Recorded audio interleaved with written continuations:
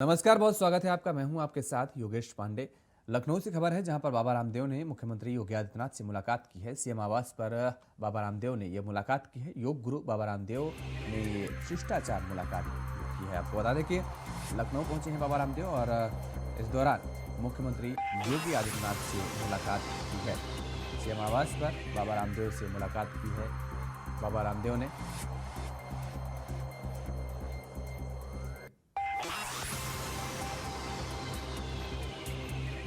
तो लखनऊ से खबर है जहां पर बाबा रामदेव ने सीएम योगी से मुलाकात की है और ये मुलाकात शिष्टाचार मुलाकात हुई है। सीएम आवास पर बाबा रामदेव से मुलाकात हुई है।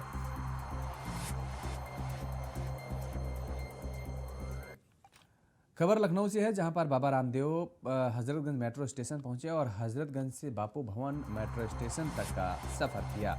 पहली बार मेट्रो में बैठे हैं हम, बाबा रामदेव ने बात कही है। लखनऊ मेट्रो का सबसे तेज काम पूरा हुआ है, रामदेव ने बात कही है। लखनऊ मेट्रो ने कीर्तिमान बनाया है, बड़ी बातें कही है बाबा रामदेव ने। उन्होंने कहा कि पहली बार उन्होंने मेट्रो में सफर किया है, मेट्रो में पहली बार उन्होंने बैठा है और पहली बार मेट्रो में बैठे हैं। बाबा रामदेव ने कहा है लखनऊ मेट्रो का सबसे तेज काम पूरा हुआ, ये बात भी कही गई है बाबा रामदेव की तरफ से। और एक नया कीर्तिमान स्थापित किया है लखनऊ मेट्रो ने।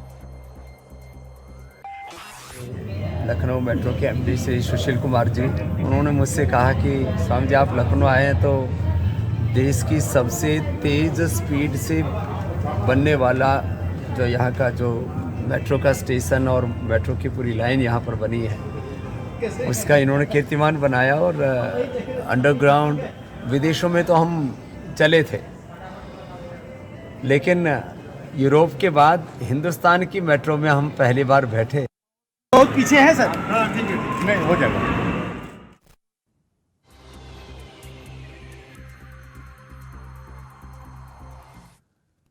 खबर प्रयागराज से जहां पर माफिया मुख्तार अंसारी को हाईकोर्ट से बड़ा झटका लगा है। गैंगस्टर मामले में हाईकोर्ट से जमानत याचिका खारिज हो गई है। विधायक निधि घोटाले के आधार पर दर्ज गैंगस्टर का मामला है। लंबे आपराधिक इतिहास को देखते हुए जमानत याचिका खारिज कर दी गई है। मऊ के दक्षिण टोला थाने में ये मुकदमा दर्ज हुआ था। मुख्तार के खिलाफ 2021 में मुकदमा दर्ज हुआ था। विधायक निधि घोटाले के आधार पर गैंगस्टर का मामला दर्ज हुआ था। लंबे आपराधिक इतिहास को देखते हुए आज हाईकोर्ट ने जमानत याचिका खारिज कर दी है मुख्तार अंसारी की। मऊ के दक्षिण टोला थाने में ये मुकदमा दर्ज हुआ था और जिसको लेकर के जमानत याचिका लगाई गई थी, लेकिन खारिज कर दी गई हाईकोर्ट की तरफ से। मुख्तार के खिलाफ 2021 में यह मुकदमा दर्ज हुआ था।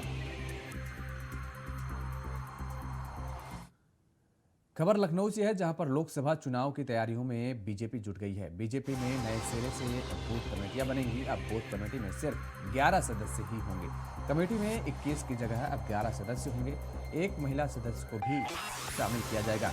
कमेटी में प्रमुख जाति के सभी लोग शामिल होंगे। कार्यशाला में कार्यकर्ताओं को मंत्र दिया गया है। मिशन 80 को हासिल करने का ये मंत्र दिया गया है। तो अब बूथ कमेटी में 11 सदस्य होंगे। कमेटी में 21 की जगह अब 11 सदस्य होंगे। बता दें कि अभी तक बूथ कमेटी में 21 लोगों को जगह मिलती थी, 21 सदस्यीय कमेटी होती थी, लेकिन अब 11 सदस्यीय कमेटी होगी जिसमें एक महिला सदस्य को भी शामिल किया जाएगा। तो कमेटी में प्रमुख जाति के सभी लोगों को शामिल किया जाएगा।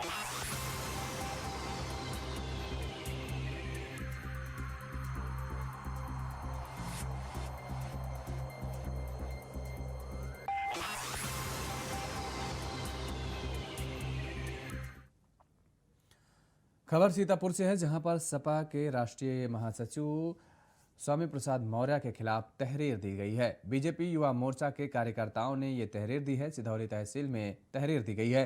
धार्मिक भावनाएं आहत करने का आरोप लगा है। महासचिव को जूतों से मारने वाले 1,01,000 का इनाम। तो ये सिधौली तहसील में तहरीर दी गई है। स्वामी प्रसाद मौर्य के खिलाफ तहरीर दी गई है। सीतापुर में धार्मिक भावनाएं आहत करने का आरोप लगाया गया है स्वामी प्रसाद मौर्य पर, और इस मामले पर यह तहरीर दी गई है। महासचिव को जूतों से मारने को लेकर के बात कही गई थी और उस मामले को लेकर के अब यह मामला तोल पकड़ता नजर आ रहा है। स्वामी प्रसाद मौर्य के खिलाफ तहरीर दी गई है।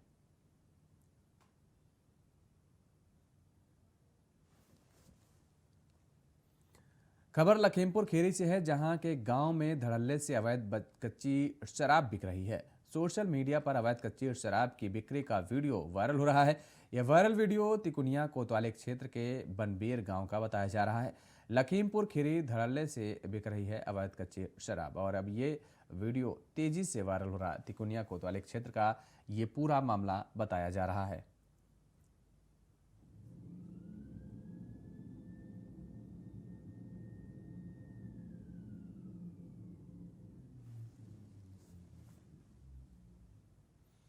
गुरबख्शगंज थाना क्षेत्र के गांव में लगातार मौत का आंकड़ा बढ़ता ही जा रहा है।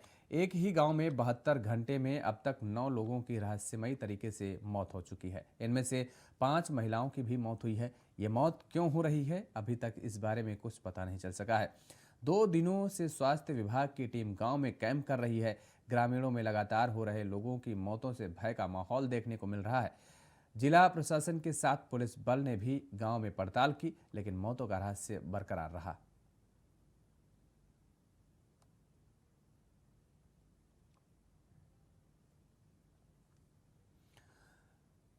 खबर संभल से है, जहां पर इस्लामिक शिक्षण संस्थान दारुल उलूम देवबंद की दाढ़ी कटवाने पर मदरसे से निष्कासन के फतवे पर अब सियासत शुरू हो गई है।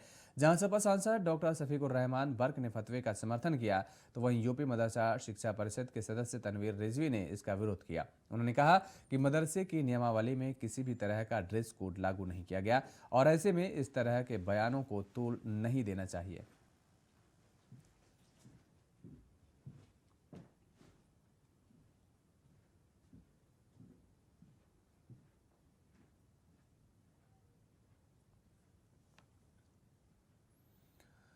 उधर सिद्धार्थनगर जिले में 11,000 वोल्ट हाई टेंशन तार टूटकर गिरने पर उसकी चपेट में आने से मां बेटी की मौत हो गई है। घटना मिसरौलिया थाना क्षेत्र का बताया जा रहा है, जहां दोनों मां बेटी अपने खेत में काम कर रही थी और इसी दौरान उनके खेत से गुजर रहा हाई टेंशन वायर टूटकर उनके ऊपर गिर गया, जिससे मौके पर ही उनकी मौत हो गई। इस घटना की वजह से ग्रामीणों में काफी आक्रोश देखने को मिल रहा है।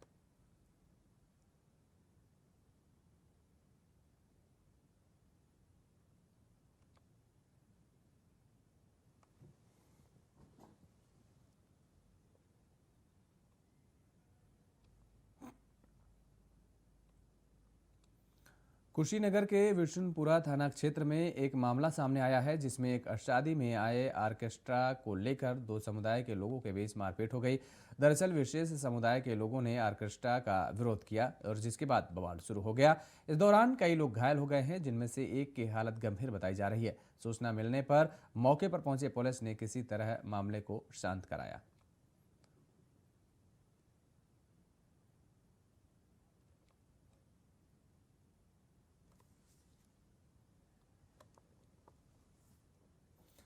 देवरिया जिले के सलेमपुर से पूर्व सांसद रहे रमाशंकर विद्यार्थी राजभर ने ओम प्रकाश राजभर पर तीखा हमला किया है।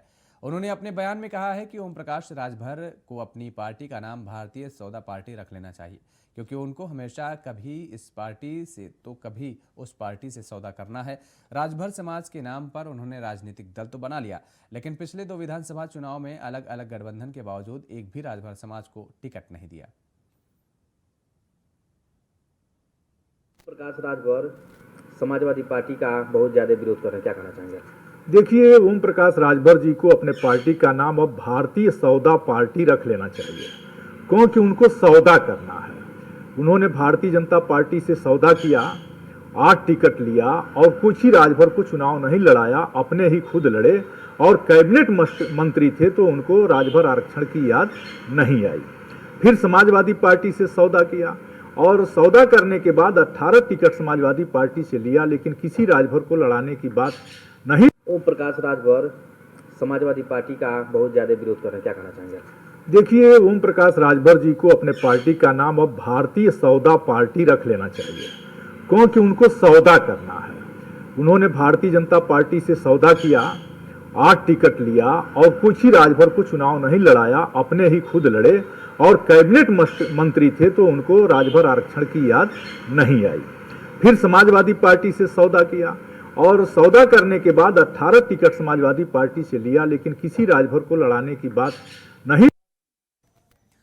खबर बदायूं से बिसौली कोतवाली क्षेत्र का है, जहां एक शादी के दौरान दूल्हे और बारातियों को दुल्हन पक्ष ने जमकर पीटा। इसका वीडियो भी सोशल मीडिया पर वायरल हो रहा है। किसी तरह दूल्हा और बारातियों ने गांव से भागकर अपनी जान बचाई। इसके बाद बिसौली कोतवाली से सुरक्षा के लिए पुलिस को साथ लेकर दूल्हा दुल्हन के घर 7 फेरे लेने पहुंचा।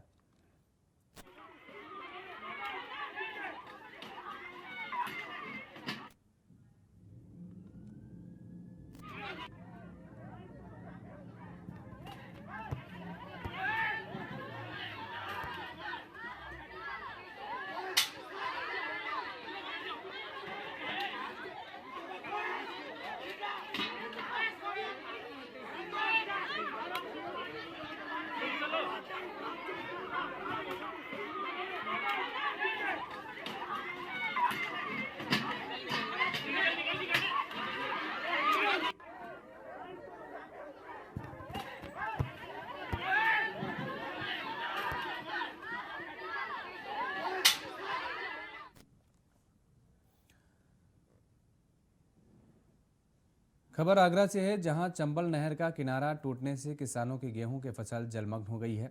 ओवरफ्लो होने के कारण नहर की पटरी टूटी, जो किसानों की फसल के लिए आपदी बनकर टूटी है। फसल बर्बाद होने से किसानों में हड़कंप मच गया।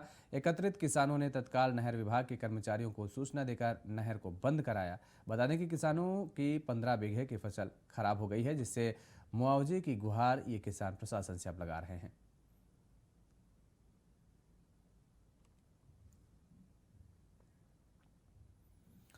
और इस बीच आपको सीधे ले चलते हैं उत्तराखंड, जहां पर मुख्यमंत्री पुष्कर सिंह धामी क्या कुछ कह रहे हैं वो आपको सुनवाते हैं। जो भी परीक्षा के घपले घोटाले में जो भी शामिल था, उन सभी के खिलाफ हमने जांच करवाई और जो दोषी पाया गया भाइयों बहनों, उसको हमने जेल की सलाखों के पीछे डालने का काम किया है, चाहे कोई भी हो।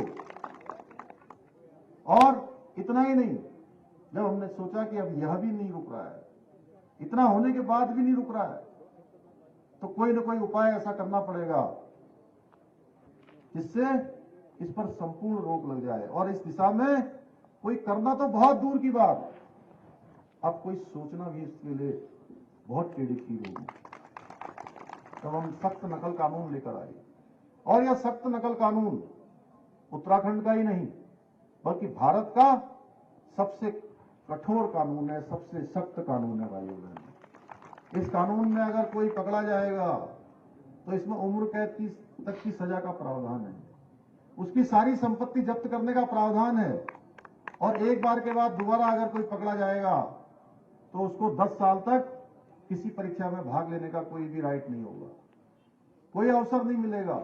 इसके साथ साथ जो इस अपराध में शामिल होगा, प्रत्यक्ष या परोक्ष रूप से भी, यह कानून उस पर भी अपनी कार्रवाई करेगा भाइयों। और मुझे खुशी है कि पूरे प्रदेश के अंदर आज सारे नौजवान, सारे भाई बहन आज इस कानून के आने के बाद उनके अंदर एक विश्वास पैदा हुआ है। एक जो संदेह का वातावरण था, वो वातावरण समाप्त हुआ है। और आपको मैं बताना चाहता हूं, पिछले दिनों आप देखते होंगे कुछ लोग कहने लगे कि इसकी सीबीआई जांच करवाइए, सीबीआई जांच करवाइए। और जानते हैं कौन लोग कह रहे थे सीबीआई जांच करवाइए? जो लोग जब एक पार्टी के सर्वोच्च नेता और उनकी संस्था के खिलाफ जब सीबीआई की जांच हो रही थी तो उसी सीबीआई के खिलाफ गली गली में प्रदर्शन कर रहे थे। दिल्ली हो, देहरादून हो, भारतवर्ष के अन्य शहर हो, सीबीआई कार्यालयों के बाहर प्रदर्शन कर रहे थे। अचानक इनका सीबीआई प्रेम कैसे हो गया? ये बड़ा प्रश्न है। ये प्रश्न मेरा नहीं है केवल, मैं तो इस प्रश्न का उत्तर आप ही लोगों से पूछना चाहता हूं कि जो लोग सीबीआई को पानी पी पी कर गाली दे रहे थे, वो सीबीआई से जांच करवाने की बात क्यों कर रहे थे? वो इसलिए कर रहे थे भाई बहनों कि अगर सीबीआई की जांच प्रारंभ हो जाती तो अगले 5-7 सालों तक कोई परीक्षा ही आयोजित नहीं होती और कितने ही लोग ओवर एज हो जाते, उनकी आयु सीमा निकल जाती। और वो लोग इतने पर भी नहीं रुके, वो माननीय न्यायालय में भी गए, हाई कोर्ट में गए और हाई कोर्ट ने जब सब पक्षों को सुना, सब पक्षों को सुनने के बाद हाई कोर्ट ने कहा कि इस घपले घोटाले की जो जांच है वो सही दिशा में चल रही है, इसलिए सीबीआई की आवश्यकता नहीं है, सरकार ठीक काम कर रही है। भाइयों बहनों, एक तरफ हम चाहते हैं हमारा राज्य भले ही संसाधनों के कमी के कारण भी, लेकिन उसके बावजूद भी हमने एक काम किया है कि हमारे इन भाई बहनों का जिनको प्रतियोगी परीक्षाओं में भाग लेना है, उनकी प्रतियोगी परीक्षाएं तय समय पर हो। एक कैलेंडर जारी कर दिया गया है, उस कैलेंडर के अनुरूप कार्य हो रहा है, परीक्षाएं आयोजित हो रही हैं। पहले पटवारी की हुई है, अब जो है पीसीएस की परीक्षा हो रही है। आगे जो भी कैलेंडर जारी हुए हैं, सब परीक्षाओं के जो है तय समय पे सीमा पर जो है एग्जाम होंगे। और ये हमने फैसला केवल और केवल नौजवानों के हित में लिया है, हमारे भाई बहनों के हित में लिया है कि किसी का समय खराब न हो। परीक्षा जैसे ही कैंसिल होती, 11 जनवरी को हमने पटवारी लेखपाल परीक्षा कैंसिल की थी और अगले महीने 1 महीने और 1 दिन के अंदर 12 फरवरी को हमने उस परीक्षा की समय निर्धारित कर दिया, उसका टाइम निर्धारित कर दिया कि इस दिन ये परीक्षा होगी। कितने सालों में कभी इसकी जांच नहीं हुई, पहली बार जांच हो रही है। मैं धन्यवाद करना चाहता हूं आप सब लोगों का, आप इतनी बड़ी संख्या में यहाँ आए। इसके अलावा आज मैं आपसे कहना चाहता हूं कि आज हमारे देश के प्रधानमंत्री आदरणीय मोदी जी के नेतृत्व में भारत विभिन्न क्षेत्रों में संपूर्ण विश्व का नेतृत्व कर रहा है। और इतना ही नहीं, अभी हमको G20 में जहां पहले 2 कार्यक्रम मिले हुए थे, 2 मीटिंगें मिली हुई थी और दोनों मीटिंगें ऋषिकेश के समीप नरेंद्र नगर में मिली हुई थी। मैंने माननीय प्रधानमंत्री जी से अनुरोध किया कि हमको जो है एक कार्यक्रम और दे दिया जाए। मैं धन्यवाद करना चाहता हूं माननीय प्रधानमंत्री जी का और माननीय विदेश मंत्री जी का कि उन्होंने हमको जो है बहुत जल्द एक बड़ा कार्यक्रम वैज्ञानिकों के स्तर का अभी रामनगर में हमको दे दिया है। अगले मार्च के महीने में 25 मार्च से G20 की यहाँ बैठक होगी। आज भारत पूरी दुनिया का नेतृत्व कर रहा है। आज भारत के रूप का पूरी दुनिया इंतजार करती है। भाइयों बहनों, आज विश्व का कोई देश भारत को इग्नोर करने का साहस नहीं कर सकता, क्योंकि सभी को पता है भारत प्रधानमंत्री मोदी जी के नेतृत्व में किसी भी विषय पर अगर कोई फैसला लेगा तो वो फैसला दूरगामी उसके प्रभाव होंगे। यही तो है कि विश्व गुरु भारत, यही है भारत की शक्ति कि जब भारत आज एक समर्थ भारत, एक समरस भारत और एक शक्तिशाली भारत के रूप में विश्व में उसकी पहचान हो गई है। रूस यूक्रेन युद्ध होता है, 4 दिनों तक हमारे देश के प्रधानमंत्री मोदी जी के कहने पर दोनों ही देशों ने युद्ध विराम कर दिया और वहां से भारत के बच्चे तो बाहर आए ही आए, तिरंगा लेकर भारत के बच्चे तो बाहर आए ही आए।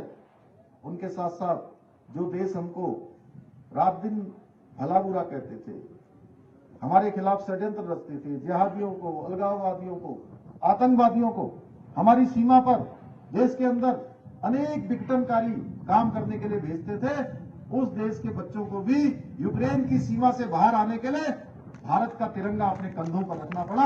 यह नया भारत है। आज पूरा विश्व भारत की ओर देखता है।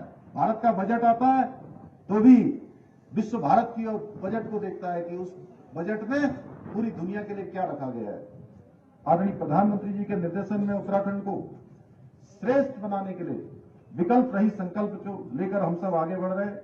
भाइयों बहनों, मुझे पूरा विश्वास है कि आप लोगों के आशीर्वाद से 2025 तक हम उत्तराखंड को श्रेष्ठ राज्य के रूप में स्थापित करेंगे, एक नया कीर्तिमान बनाएंगे।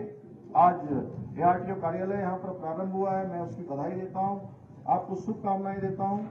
और कुछ घोषणाएं मुझे लगता है कि यहाँ पर जो होनी चाहिए, जो यहाँ के लिए जरूरी है, मैं आप सबके समक्ष करना चाहता हूँ कि जल्दी ही चंपावत में एक आर्मी स्कूल खोला जाएगा। इसके लिए निःशुल्क भूमि आवंटित की जाएगी। गोलजू मंदिर के समीप PWD की भूमि पर बने क्वार्टर्स को अन्यंत्र सरकारी भूमि आवंटित की जाएगी। इसके लिए PWD विभाग धनराशि आवंटित करेगा। गोलजू मंदिर के समीप PWD की भूमि पर पशुपालन की भूमि पर पर्यटन अवस्थापनाओं का विकास किया जाएगा, ताकि मानस खंड कॉरिडोर से जुड़े हुए इस भव्य गोलजू मंदिर को पर्यटन से जोड़ा जा सके। लोहाघाट नगर के लिए भी जल्दी ही सरयू पेयजल योजना के संबंध में उपयुक्त पाए जाने पर उसके लिए DPR बनाई जाएगी। कनकपुर बनबसा में काफी जल भराव की समस्या है, उसके लिए जल निकासी का सिंचाई विभाग द्वारा विस्तृत प्लान बनाया जाएगा। गौरलचोड़ मैदान के समीप पुरानी जेल वाली भूमि पर ओपन एयर थिएटर पर्यटन द्वारा बनाया जाएगा। इसमें हमारी कुमाऊनी शैली की वास्तुकला प्रयोग में लाई जाएगी। राजकीय उच्चतर माध्यमिक विद्यालय डुंगरा बोरा, जो कि काफी दूर है, वहां की बेटियों को पढ़ने के लिए दूर स्थानों पर जाना पड़ता है, उसका हाई स्कूल से इंटर तक उच्चीकरण किया जाएगा। जनपद चंपावत के विधानसभा क्षेत्र लोहाघाट में लोहाघाट पंचेश्वर मोटर मार्ग के खीड़ी गांव से धौनी सीलिंग मोटर मार्ग पुनः निर्माण एवं सुधारीकरण का कार्य किया जाएगा। आज के इस शुभ अवसर पर मैं आप सभी का धन्यवाद करते हुए और आज के दोनों ही कार्यक्रमों के लिए, ARTO कार्यालय के लिए भी, और जो आप सब लोगों ने मेरा और माननीय सांसद अजय टंटा जी का जो यहाँ पर स्वागत किया, अभिनंदन किया, मैं भी हाथ जोड़कर सर झुकाकर आप सबका नमन करता हूँ, आप सबका अभिनंदन करता हूँ और अपनी वाणी को विराम देता हूँ। बहुत बहुत धन्यवाद। जय हिंद, जय भारत, जय उत्तराखंड, भारत माता की।